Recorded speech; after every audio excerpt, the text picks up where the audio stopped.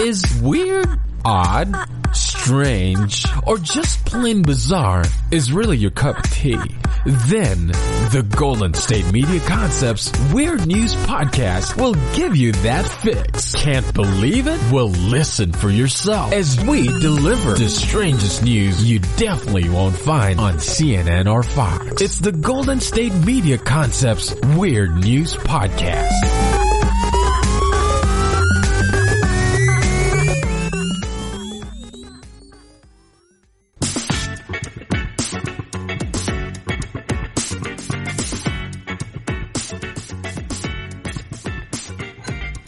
Hello and welcome to the GSMC Weird News Podcast, brought to you by the GSMC Podcast Network. I am your host, Sarah, and I hope you all had a wonderful weekend, whether that was a weekend of fun or a weekend of relaxing or a productive weekend or a combination of all three of those. Whatever is a good weekend to you, I hope you were able to achieve that. My hubby celebrated his 50th birthday over the weekend, so that was fun, although we had 1 million people in our house. It was actually only 75, but for me, a giant introvert, 75 feels like 1 million. All very nice people, don't get me wrong, but I'm like, whoa, so many people. Hubby was totally in his element, though. He is a massive extrovert and loves that kind of stuff. But we are not here to talk about whether or not my husband and I are introverts or extroverts. We are here to talk about weird news. And our first story is one that comes about because it is the 50th season of Sesame Street, which started on November 9th. And this is a sort of a side note, but they had a 50th... The premiere of the 50th season premiered, on HBO. I can't speak, which I think is weird in itself. I mean, Sesame Street and HBO should not be in the same sentence. But okay, I mean, you know, Sesame Street meets Game of Thrones or something like that. Whatever. But anyway, it premiered on HBO November 9th. So, well, first of all, the hubby and Sesame Street are the same age, so that's kind of cool. But I love Sesame Street. I grew up with Sesame Street. I watched it after school. We did not have PBS when I was growing up, but one of the local businesses in my hometown actually paid to have it on regular television so that people could watch it. Maybe it wasn't the hometown. Maybe it was the wherever the station was. Probably it was in the bigger town, 75 or so miles away. It doesn't really matter. Somebody enabled me to watch Sesame Street, and for that I am grateful. Anyway, I keep seeing Sesame Street 50th anniversary news on my social media feeds.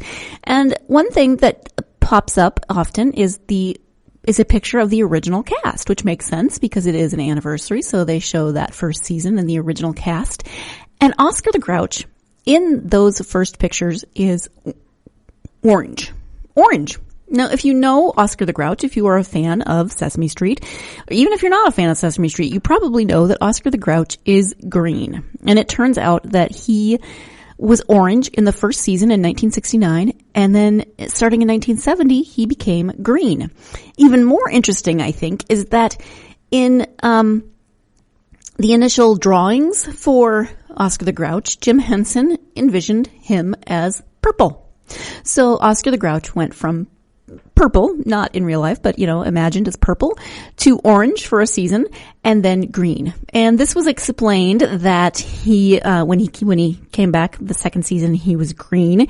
It was explained that he changed to green because he spent so much time on a visit to Swamp Mushy Muddy, and he spent so much time there that he became covered in slime and algae, and it just apparently stuck, and that's why he's green, which honestly makes sense for Oscar.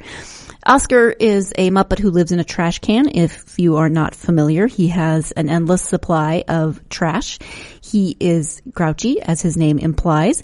But also I learned in doing a little looking into this orange to green mystery that Grouch describes his overall attitude, but it also refers to his species.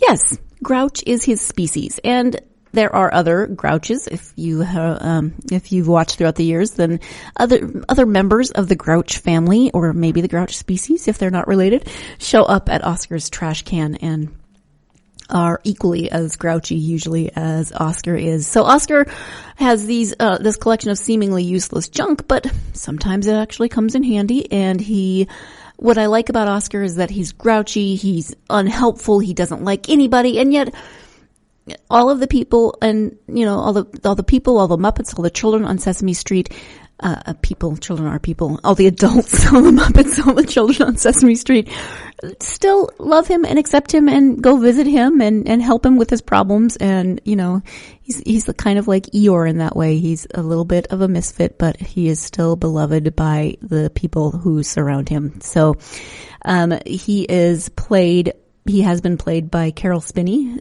from the first season. Carol Spinney also does the voice of Big Bird.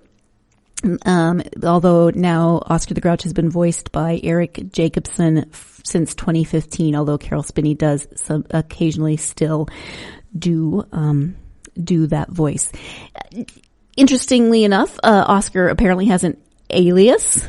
One of his other names is Oski, which is Grungetta's pet name for him. Aw.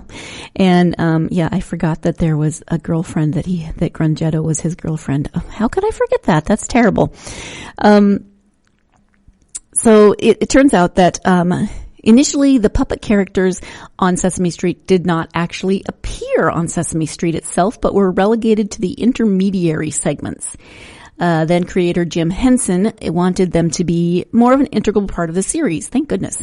Suggesting a giant bird and creature living in, suggesting a giant bird and a creature living in the neighborhood's trash can. So the character of Oscar the Grouch was developed by Sesame Street head writer John Stone and Henson, and was based on the personality of a magnificently rude restaurant owner. Ooh, I wonder who that was. As I said, puppeteer Carol Spinney found inspiration for the voice in the driver of a New York City taxi that he took to the studio. Jim Henson credits the character's name to the owner and namesake of Oscar's Salt of the Sea. According to Jim Henson's biography, Henson and John Stone frequented Oscar's Salt of the Sea. Henson's office was on East 67th Street, just around the corner from Oscar's Salt of the Sea on 3rd Avenue. In the early 1960s, Henson and Stone often had lunch there and observed that the owner, Oscar Karp, dressed in black, looked unkempt, and had a gruff disposition. And then, as I mentioned, Oscar remained orange for the first season of Sesame Street and then changed to green, which became his permanent color. I'm having less difficulty picturing him as orange than purple. Oscar the Grouch should not be purple. According to Sesame Street's Robert W. Morrow, Oscar was created to indirectly demonstrate racial and ethnic diversity. Since his manners and tastes were different from those of the other characters, his creators hoped to address social issues by using his differences as a metaphor for racial and ethnic differences. Some viewers, however, saw Oscar as a surrogate for poor urban Americans during the early seasons. So I learned a ton about Oscar the Grouch because he, showed up in a bunch of pictures on my news feed being orange. And I am very excited. I was always fascinated with Oscar's trash can as a kid. It was on par with Snoopy's doghouse. Like, you rarely saw inside the trash can, but every once in a while you'd get a glimpse.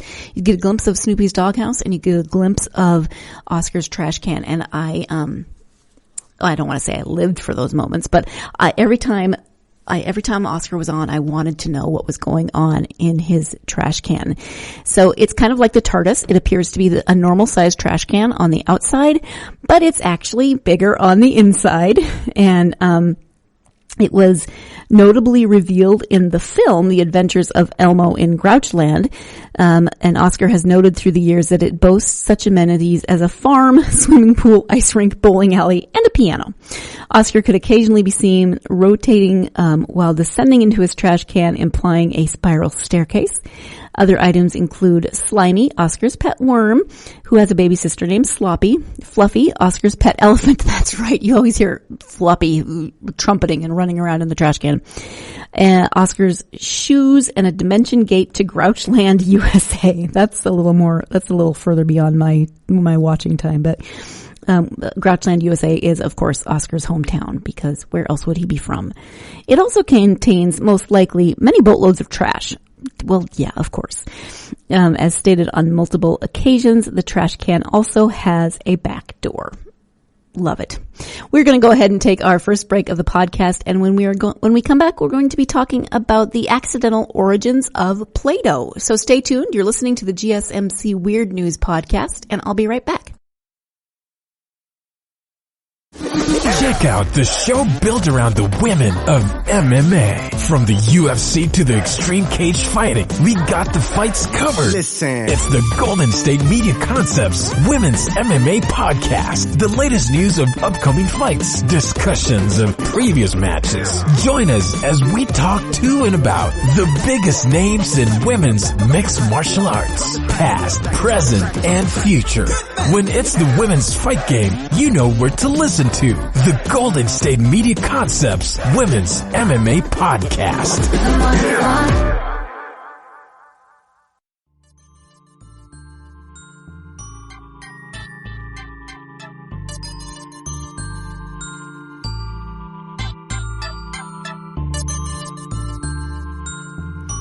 Welcome back to the GSMC Weird News podcast. So before the break, of course, we were talking about the origin stories of Oscar the Grouch, I guess. The fact that he started out as orange, originally thought of as purple, and then has been green for the last 49 years. And our second segment is another origin story of sorts, and it is one of those stories, origin stories that begins as an accident and then turns into something that we are all very familiar with. Probably very familiar with, and that is Play-Doh. I'm going to guess that most of us have played with Play-Doh at some point in our lives. Have you ever wondered where it came from or why it came about? This comes from an article on Smithsonian.com that popped up somewhere recently for me, and I was like, the origins of Play-Doh. It was an accident. So founded in 1912, a Cincinnati company called Grouch had a primary product that was a soft, pliable compound used for wiping soot from wallpaper. And it was no longer in demand, and the firm's future then looked bleak. Fortunately, the sister-in-law of one of its principals had an idea. Let kids play with it, which in itself is interesting. I mean, you have a soft, pliable compound used for wiping soot from wallpaper. Now, clearly, 1912 is different than 2012, because in 2012, probably that would not have been the first thought. And if somebody had said, let the kids play with it, people would have freaked out. Oh my gosh, is it toxic? What do they eat it? What's going on? You know, we can't let them play with wallpaper, soot wiping, whatever it was. But no. And, we don't have a lot of soot on our wallpaper now anyway because of the differences in heating. But this was the idea. Let kids play with it. And, so a little background. Grouch Products had become the largest wallpaper cleaner manufacturer in the world in the early 20th century. But, fortunes began to change in the 1950s. It was founded in 1912. It was not recommended, but still, even in the 50s, they wouldn't have been concerned about children playing with, they were chewing on lead paint. They didn't know it was bad. Anyway, so fortunes began to change for the company in the 1950s with the transition from heating with dirtier coal to cleaner oil, gas, and electricity. That sooty buildup on the wallpaper was no longer an issue in many households. Joseph McVicker was trying to turn around the struggling company when his sister-in-law read an article about how wallpaper cleaner could be used for modeling projects. So see, it wasn't even actually her idea. Sister-in-law Kay Zufall, a nursery school teacher, tested the non-toxic material with children. How did they know it was non-toxic? I don't know. Anyway, she tested it with children who loved molding it into all kinds of shapes. She told McVicker of her discovery and even suggested a new name. Play-Doh. So brilliant. Good job, sister-in-law Kay, and she even got to name it, which is cool. It's a tale of technological obsolescence with a happy ending, says Christopher Bench, Vice President of Collections at the Strong National Museum of Play in Rochester, New York. Fortunately, the sister-in-law realized it would make a better toy than a cleaning product. That turned the company's fortunes around. I just think that's fascinating. I mean, they went from producing a cleaning product to now manufacturing what would be marketed as a toy. That's different advertising and stuff.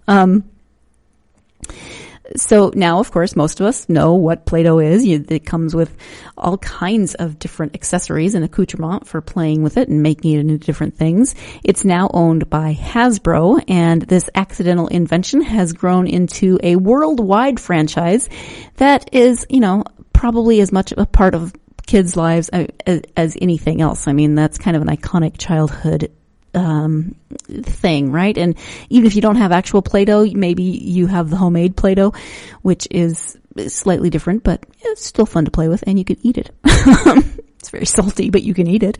According to Fortune magazine, Play-Doh has sold more than 3 billion cans since its debut as a child's toy in 1956, eclipsing its previous existence as a wallpaper cleaner by light years. That's more than 700 million pounds of Play-Doh.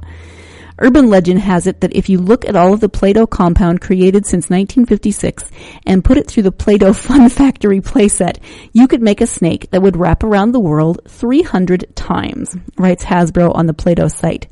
The dough was inducted into the National Toy Hall of Fame at the Strong in 1998.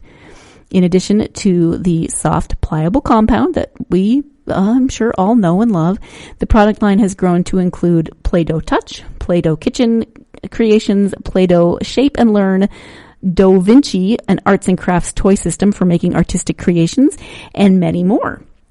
See, when I was a kid, no Do Vinci, just, Play-Doh, and I didn't really have the stuff that went with it. We just got Play-Doh. And then, you'd scoop it out of the can and it'd get all under your fingernails, and that was always kind of gross. And Play-Doh, if you ever noticed, it has that kind of strange smell. It wasn't my favorite smell as a kid. Some people really like it, but it wasn't my favorite smell as a kid. And then it gets stuck on your fingernails, and then you smell it for the rest of the day. But I'm not saying I didn't like Play-Doh. Don't take that from what I just said. But there are also co-branding extensions that feature My Little Pony, Disney Princesses, Star Wars, and Disney Frozen characters and playsets. And now there are new compounds that have just hit the market: Play-Doh Putty, Foam, Slime, Cloud, and Crackle. I have not played with any of those. Now I must find a child who has them and get invited for a play date. Who has Play-Doh Crackle and wants to invite me over? Anyone? Okay, let me know. So a quote, looking at key consumer insights over the past couple of years, we have seen a growing desire for new ways for children to express their creativity and cultural trends, like the viral sensation slime has become amongst today's kids and tweens. Helped inspire the launch for this year. And this is from Adam Kleinman, Hasbro's Vice President of Global Brand Marketing. And he said that quote was told to the HuffPost in September. Originally available in white only in 1956, boring. Play-Doh soon expanded to include basic colors, red, blue, and yellow. It's now sold in a multitude of hues, of course. As a kid, I always wanted the neon ones, but usually we just got the primary colors. But so some of those hues include rose red, purple paradise, garden green, and blue lagoon. I want to be the person that names things like crayons and Play-Doh and paint. How do I get that job? I need to look into that. Things just have such fascinating, interesting names. The putty line includes metallic and glittery tints. The recipe has gone through minor modifications over time. At one point, the amount of salt was reduced so that the product would not dry out so quickly. But for the most part, the mixture has remained the same. And I know it is non-toxic, but still, it's got that smell, and I don't think you should eat it. According to Bench, Zufall is the mother of this time-tested toy. That is Kay, the sister-in-law. For her students in nursery school, she was looking for a suitable alternative to modeling clay, which could be messy and difficult to work with for young hands. Zufall had read an article about using wallpaper cleaner to make holiday decorations and thought that might just do the trick. She had a hard time locating a container made by Coutal Products since manufacturing had already been scaled back. Well, fortunately, as the sister-in-law, she probably had an in. The wallpaper cleaner was already being phased out, Bench says. Coutal was headed down the drain at that point. Zufall then took her discovery to McVicker, who formed the subsidiary Rainbow Crafts Company. He began marketing his old product by its new name, which was suggested by Zufall and her husband, whose name was Robert. And then Woodward and Lothrop, a department store in Washington, D.C., was the first to carry Play-Doh. Macy's and Marshall Fields soon took an interest in the toy and began selling it too. Sales soared in 1958 when Play-Doh was featured in televised ads on Captain Kangaroo, Ding Dong School, and Romper Room. Bob Keeshan, who portrayed Captain Kangaroo, would talk about the product twice a week on his show, which definitely increased the sales. That is, if you don't know who Captain Kangaroo is, then you are certainly not of a certain age. There was never a contract, but the deal ran for years. He earned 2% of the sales. And so there was never a contract, but the deal ran for years, according to Bench. Captain Kangaroo was a big cheerleader for the product. The product line branched out in 1960 with the introduction of the Play-Doh Fun Factory, a toy press that allowed the compound to be pumped out in different shapes.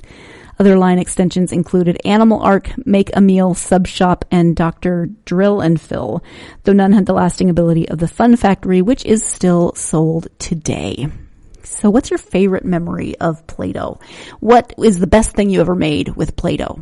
I am not sure. You know, the thing with Play-Doh, were you the kind of kid who insisted that you keep the colors separate, or were you okay with mixing them together? I always wanted them separate because once you mix them together, you cannot unmix them.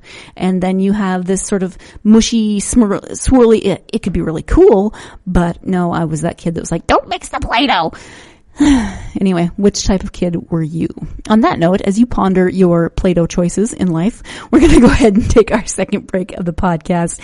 When we come back, more weird news. Stay tuned.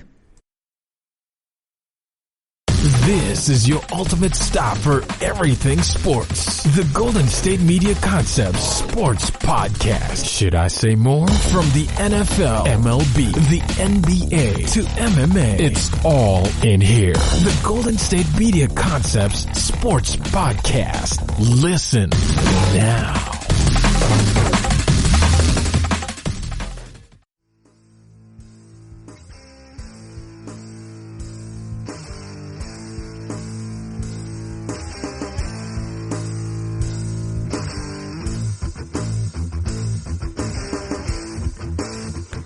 Welcome back to the GSMC Weird News Podcast. We were talking about Play-Doh before the break and the accidental invention of it.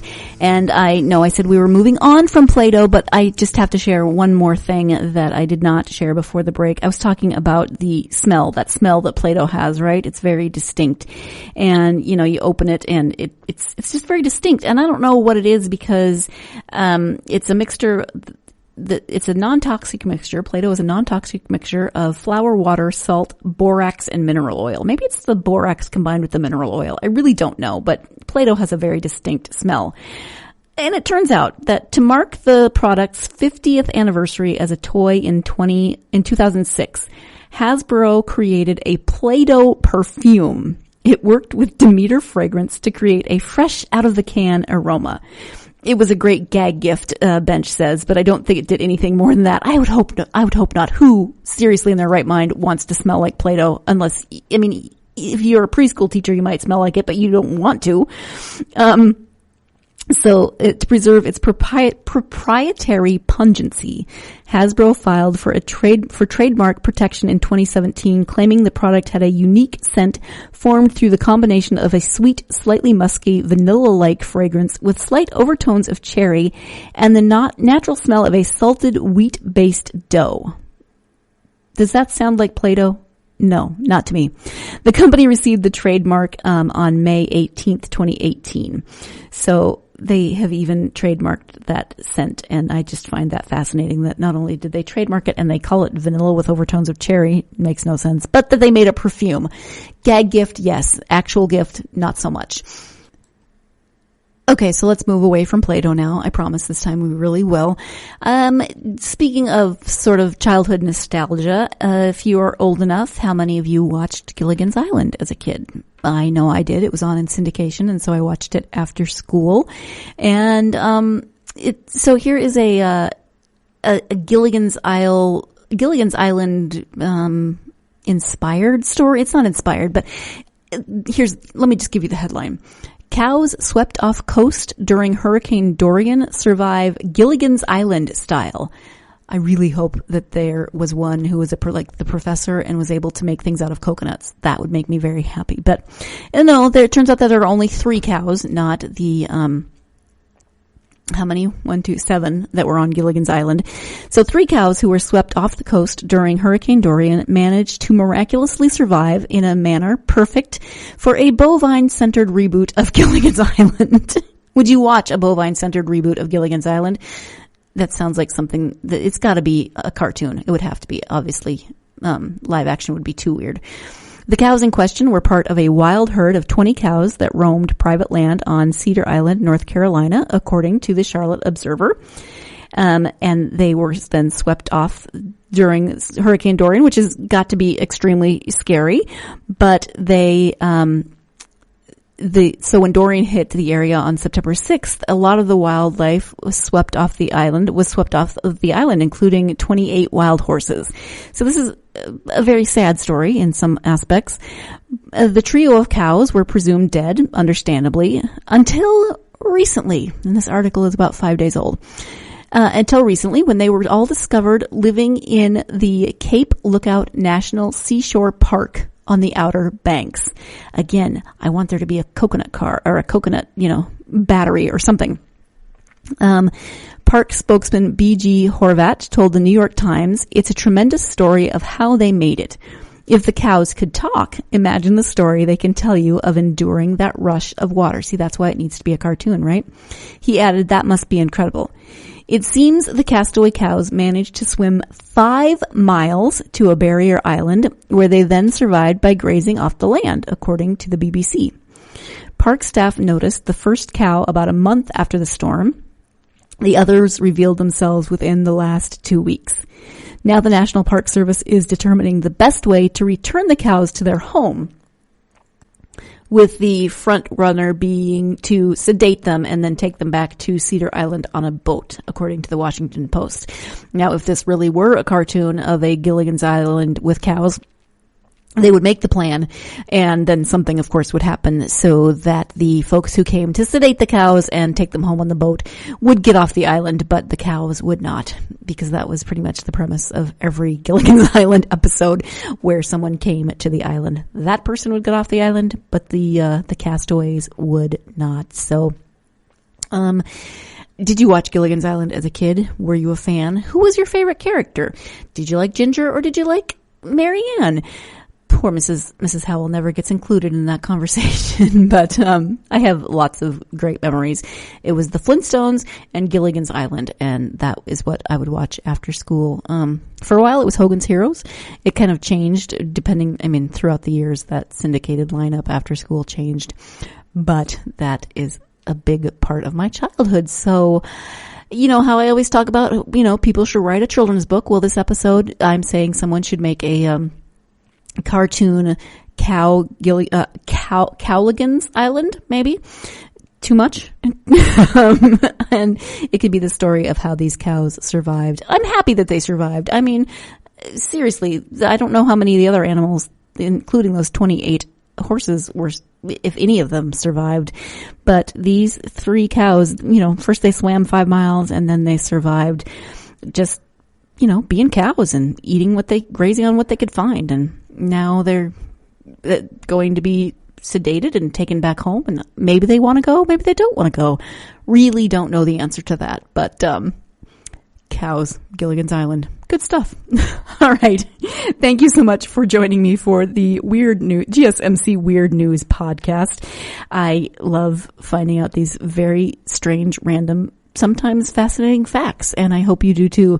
Join me again next time. If you do like learning about these strange, random, sometimes fascinating facts, we would love it if you would subscribe Follow us on social media. Do all those wonderful things that help us on the internet, especially giving us a 5-star rating. That would be incredibly helpful to get the random, weird, sometimes fascinating facts out to more people. Thank you so much. Have a wonderful week, and we'll see you next time. In the meantime, stay weird. Thanks.